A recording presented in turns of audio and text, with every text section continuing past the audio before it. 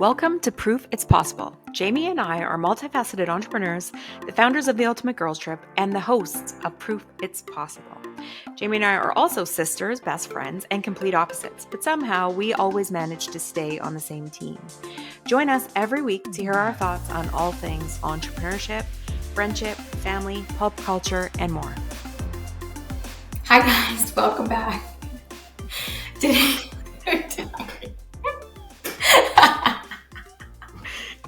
Hi. No, don't stop it. We are talking about negative self-talk.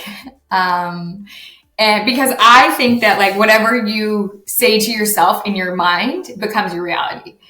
And so, do you believe that? Do you think that's true? I totally do. I mean, I believe that what we think about, we bring about. So basically, that means that if our running loop is negative things about ourselves, whatever those look like, that's frames how we show up in the world and what the world brings back to us. And you guys are going, okay, I'm going to tell you a story that is like 20 years old. My girlfriend had, and like paints me as a really wacky gal, but here we are. My girlfriend had a like psychic come to, I think it was her birthday party. And I was like, oh, okay, I guess. I mean, this is kind of fun, kind of weird, but whatever. So we each got a turn and we went into the bedroom and the psychic like told the girls all this stuff. And like at the time, every girl came out and said, no, that was stupid. Everything she said was a total lie.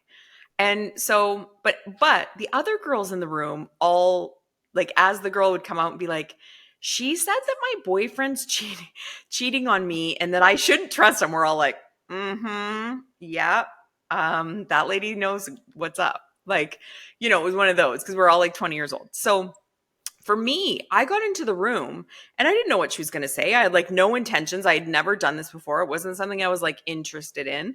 And she said to me, oof, you're like saying mean things to yourself. And I was like, what? What do you mean? And I was like, at the time I was. And so every single girl was basically like, that woman was a quack. But we've reconvened 10, 15, and 20 years later and like joked about it and been like, so remember the amazing woman that like called us all out on our shit? Yeah, that lady, what was her name? Because nobody even knows who she was. Like we could never find her again if we wanted to. And for me, she called me out on basically having negative self-talk. Like, and it was just about everything. It was because I was in the thick of it. I'd only been in a wheelchair for a couple of years. I was still doing all the yeah buts that I talk about in my book that are like, I wouldn't be able to work. I wouldn't be able to get married. I wouldn't be able to have a romantic relationship. I wouldn't be able to be independent. I would never live on my own. I would like just every bad thing I could say that was going to be the future for me was on repeat. I didn't know how to get out of it. And sure enough, that's the kind of life I had. I didn't live on my own. I wasn't independent. I wasn't working outside of the home, all this stuff. So I'm like, I thought, okay, I don't want to admit it, but maybe that lady was right. And what if I just changed a single thought to start? Would that change my life at all?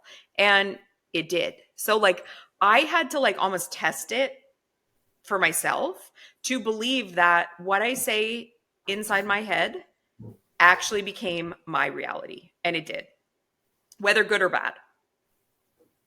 Yeah, that's looking for proof. That's what I call looking for proof. Exactly. We're all constantly looking for proof to either like validate what we're thinking or not validate it. And I think that if you are always saying like, oh, I'm not smart, I'm not smart, I'm not smart. Well, you'll find ways to validate that a million times over. If somebody like you don't score as high as you want on a test, or you thought you were going to do something differently, or you made a poor decision, then you're like, see, I'm not smart.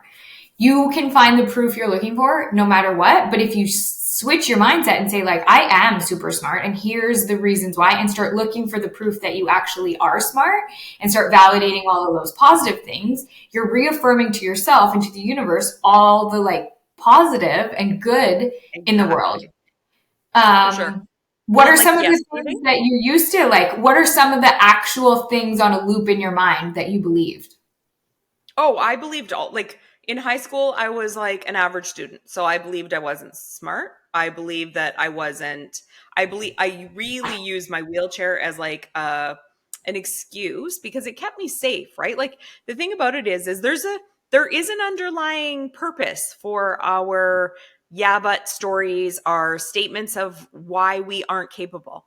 They keep us safe. They make us not take the risk because Mhm. admitting that it is possible for us actually puts us in a very vulnerable situation.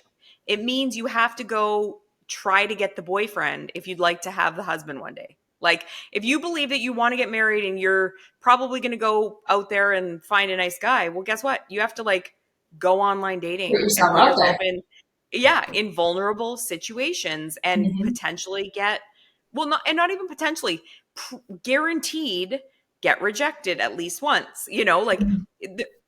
trying anything comes with failure. So you're signing yourself up to fail a few times while you learn how to do the next thing, while you Mhm. learn how to start the business, while you learn how to do the new job, while you learn how to work out at the gym to lose the weight or whatever, while you learn how to eat healthy, and while you learn how to date. So it's like for me, I had all the stories, but it's funny how you like I yesterday Darren called me and he's like, "What are you doing?" Because he always calls me on his way drive home from work, and I'm like, "Smart person stuff." And he's like, "What does that mean?" And I'm like, "I'm figuring out hard stuff." Because I was designing someone's website that had a very challenging problem. And like, I figured out how to do it. And so I was like, it was another, you know, 20 years into my career, another moment where I was like, hey, you're capable of learning something new. Because we get on autopilot and we can just kind of get trapped in like, well, this is it for me. This is all I'll ever learn. This is all I'll ever know. This is as good as I can be at something. And then you can even go and surprise yourself. And he's Mhm. like, you are always just clapping for yourself, hey? And I'm like, oh yeah, I If you're not clapping for absolutely yourself, who else? Who will? exactly. And the thing is if you look in the mirror and you're like, you're worthless, you're ugly, you're not as good as everybody else, you're not skinny enough, you're not pretty enough, no one will ever love you, you'll never have your own business, you'll never get a good job, whatever, you'll never get a Yeah. raise. You will never get a raise and you will always feel sad because you are being your biggest bully. Who needs enemies when you can come to the bathroom and look yourself in the mirror and say nasty shit and be a nasty Mhm. bitch because you're being the meanest possible version that nobody in the world would treat you like that. Mhm. So, yeah. So it's just such a like what are some of yours that like were on a loop in your head? Um, a lot of like, oh, you're not qualified for that. Oh. That's And like a in thought what that's capacity? Like was it like lots of corporate different when you positions in my life. My career has been in like a male dominant industry. right. And so it's like, being a female, being young looking. Like when I first started my career, I was, in my 20s, but I looked like I was 12. So they were like, okay, so some girl, some Child. child, Yeah. some teenager is going to come in here and Mhm. tell me how to do it in like a man's world. No, that was not Right. well received. And so early on, I learned that like, you're not qualified for the job. Like I heard that so consistently that I started to believe it. And so then when I would get a new project or something that I was qualified for, I'd always guess myself and be like, oh, you're not qualified for Yeah. it. And like, if anybody ever gave me any kind of pushback, I'd be like, it's because I'm not qualified. They're smarter than me. And, and I knew I was smart in certain ways, but there was a lot of times when I had this idea that like I wasn't qualified. I didn't have enough experience.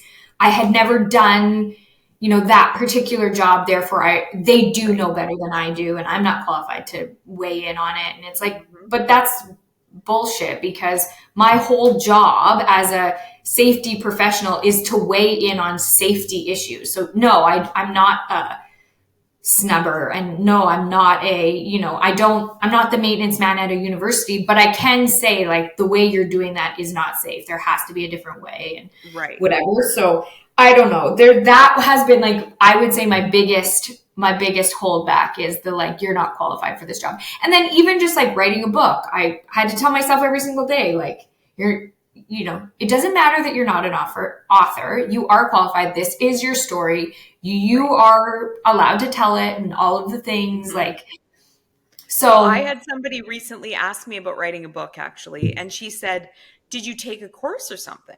And I was like, "No." I didn't. I all it takes to be an author or a writer is to write something. Whether that's Mhm. something you keep for yourself and put in your journal or whether you publish it, you are a writer if you write. You know what I Mhm. mean? Like, Mhm. and give yourself credit for the things you do. So if you are somebody that like expresses yourself through writing, why can't you call yourself a writer? The Exactly. only difference is that you didn't publish that writing somewhere. And it's funny that you're saying that you don't feel qualified because I would say, even to this day, if I get a little bit bigger or challenging or something sort of different as far as like a design project, I sit with that design project for like the first week and do nothing with it. Like I think about it a lot and I like do the odd, write down an idea or pull a piece of furniture for it or something. But I literally have this like loop where I'm like, you don't know how to do this one. This one's just bigger and harder and different. And you don't have the skills for this one. And it's like, I've literally designed thousands of spaces. I know how to design a space. Like it's all the same stuff. It doesn't matter what the stuff is or what the place is. And so, and then all of a sudden something clicks in my brain and I'm like, stop it. Oh my God, get going. You're just wasting time. And then I go and I design the space. Like it is so weird to me though. And I know I'm doing it. I like watch myself be weird and like say mean things and then have to go through the whole process. And it's almost every project, which is shocking because it's like, what a little like procrastinating time waster person I'm being by doing that. Oh, I have this one client that every single time I go to work for them, I have Yeah. this idea that I'm not qualified to be there. I'm like, Really? I've worked for them for like 8 years or something. Isn't That's that insane. crazy? It's actual insanity. And like, you know what it Absolute is? insanity. It's proof that like imposter syndrome and starting like, I mean, God, imagine you had to start this career now. It would be like, Oh, sometimes I think I had more balls then. You know what I mean? mhm. Like you Yeah. When have you're like to really young and naive, you don't realize totally how underqualified you actually are. I'm just kidding. exactly. And you're just out there being like, I'm the best. I'm so amazing. Yeah, But like thank God exactly. for it. Thankfully that Mhm. there's those moments in life where we have these clear visions that you're like, no, no, you're created for more. You can do this. You're amazing. You can do the thing. But like And it's so it's interesting because I've always had this thought ever since I started my career, and I don't really work in safety much anymore. But a friend of mine who I met through safety, like we worked together in a safety position, she said to me, she's like, it's so crazy because since the day that I met you, you've always had this vision that you would be like the boss. And like, keep in mind, I was the administrator at the time. Like I right. was the lowest man on the safety totem pole. And they had seen you as like the 11-year-old, Yeah, the like child. the She's the child. Yeah, she's the like student helper, summer student, totally. even though I Yeah. wasn't. But and she's like, it's crazy because you've always just like behaved in a way like you're the boss. And I was like, that's what you're getting from me? Wow. Yeah. Okay. You It's are, I crazy. mean, we just talked about this on a past episode. You are bossy then. So, Oh yeah, no, you for know. sure. Mhm. Well, and that's the thing. But I also feel like like I can clearly distinctly say there's been times when I've been like really feeling the inner critic and like the nasty bee that she is, really feeling what she was saying to me. And I've had to do the like in my car being like, you are strong, you are powerful, you are You know amazing. what you're doing. You know what you're Yeah, doing. you know what you're doing. And like I've had to Yeah, yell it out like a crazy person on my way yeah, to a meeting that I knew that I was already feeling like down on myself for about sure. to like try and shift that energy. And now I have songs that I'll listen to if I need to like pump myself Totally. up. Do you have songs Yeah. that you listen to? Yeah. I had like, I have to make a playlist for everything. So, like, when I was writing my book, I'm like, this is my writing playlist. Or if I'm writing a speech, it's my writing playlist. So it's like, it like pumps me up to like, think clear thoughts and get my so it's not like music that I'm Sure. at like a disco or not a disco, what's a like a rave. It Okay. doesn't Um, what's a disco? How embarrassing for you. Anyways, carry on. I feel embarrassed. I don't blush, but you can just know But that on it's the embarrassing. inside, she matches her blazer. Anyways, carry on. You bought me this blazer, so don't make fun of it. But you want to know what this Okay, blazer no, is? It's your when style. It's not mine. And here I am when I wearing saw it, like, I was like, wow, I'm probably gonna steal that next time I'm in her city. well, you can have it back. This is my last day with it. Um, yeah. So, anyways, I have like playlists that are dedicated to specific things when I need that like reminder pump up, get in the right mindset, my mind space to like do whatever it is that I need to do.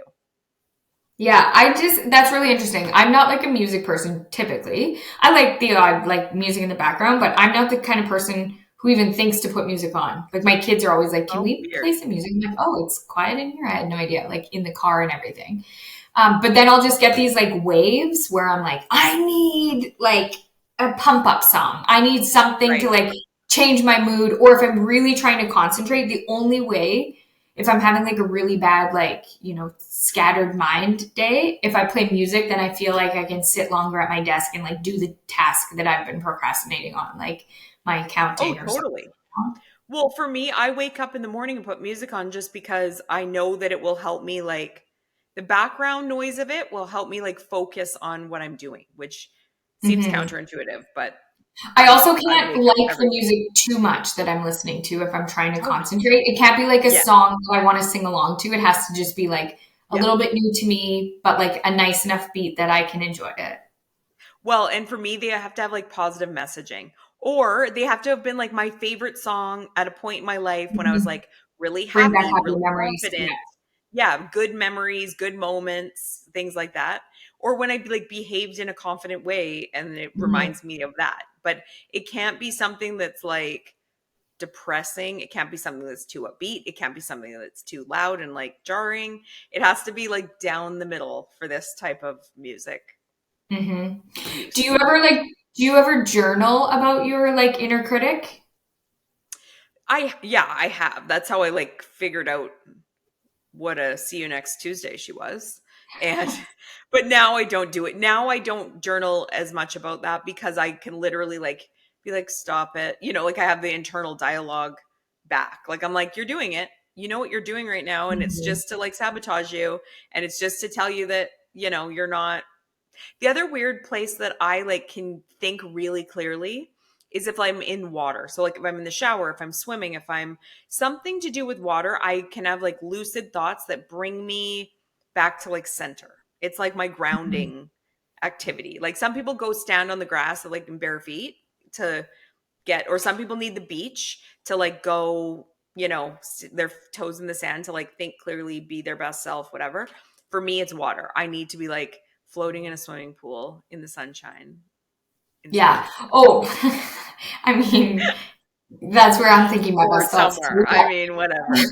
Or the shower. It's the same. I Yeah, like have the some are better most than others, but thoughts like that in the shower too when I'm in water or like cold plunging. That's why I like cold plunging so much.